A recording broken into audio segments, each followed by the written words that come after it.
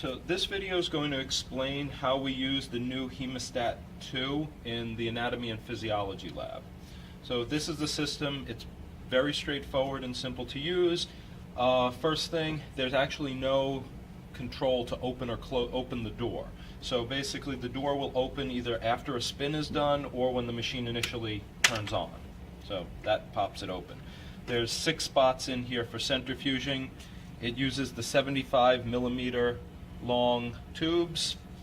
One catch, we do not want to use the artificial blood for this. So the synthetic blood that we use sometimes for the blood typing will not work in these capillary tubes. If you put it in there, it will not separate out like normal blood does. It will smear up the side of the tube.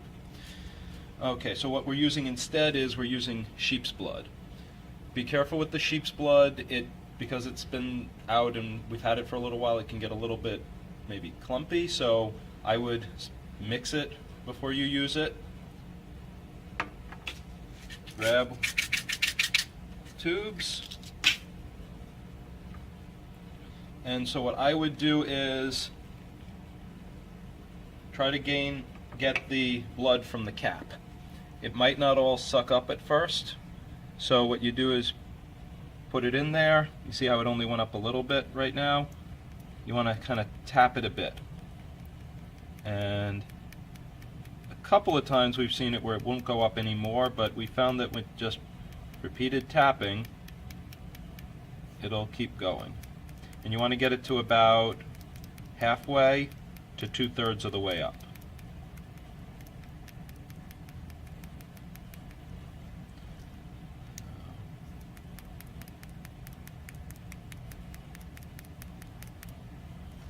About halfway. I'll go a little bit more. Okay, so you see, it's somewhere between halfway and 2/3 of the way up. Remember though, since this is sheep's blood, treat it like a biological specimen, please. Not that we don't always use gloves and such, but make sure the students understand how it is. So this is the sealant that we're using for these tubes. The capillary tubes are open on both ends. It's your choice which end you want to use. If you don't want to mess up the way the sealant is by putting the blood end in, you can put the closed end in. Just make sure you push it all the way down, give it a little twist as it's coming out, and if you notice, you've now got a plug on that end of the tube. This is the end of the tube that has to go down to the bottom of the centrifuge. If you put it the other way, it's going to centrifuge all the blood out into this holder that they came up with.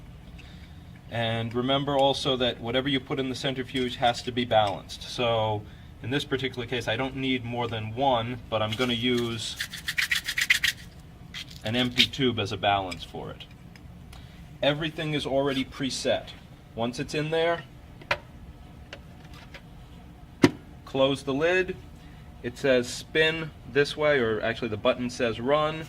Just press the button. It's going to spin for about 60 seconds. It'll time it down here. And as I said, so you can have up to 6 samples in there, but obviously if you balance it appropriately, you can get different combinations of them.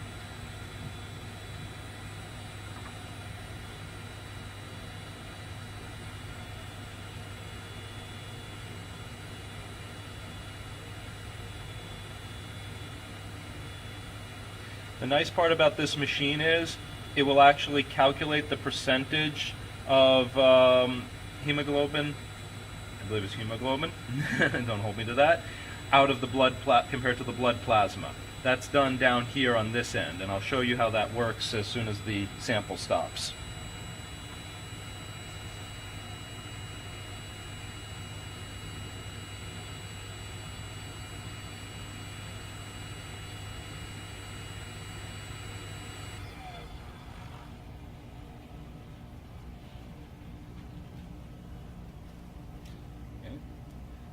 As I said, it'll pop open on its own. So if you see the tube, the hemoglobin has separated out down on this end. You've got your blood plasma or clear end here, and there's the plug. So what you want to do is put this into the groove here on the bottom of the centrifuge. Now this time we're going to press the button on the other side that has the arrow that says read. The first time you press it, it says enter interface for sealant/RBCs.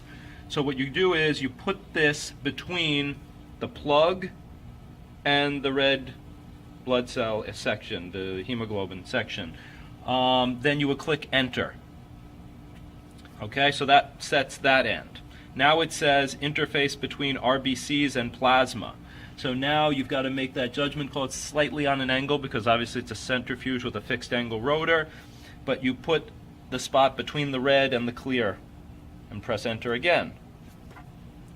There we go. Now it says interface plasma and air. So if you look, it's probably hard for you to see it on the camera, but with my eye I can see there's a line there for where the liquid ends and the open part of the tube is. So that's right here. So you set that, and when I press enter, now it's going to tell me what percentage the red blood cells, the hemoglobin is of the total. So in this case it says 12%.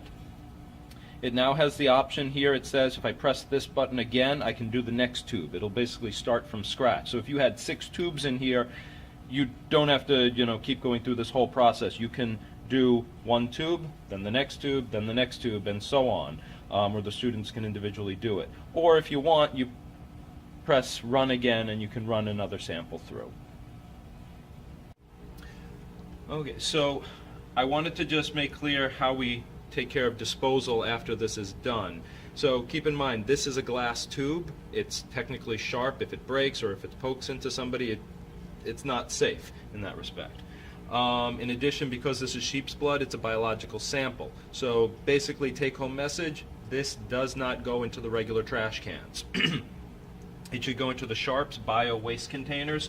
So the lab should have something that looks approximately like this. You want to make sure that it's thrown in there, okay, and that there's no mix-up or confusion and none of these end up in the regular trash.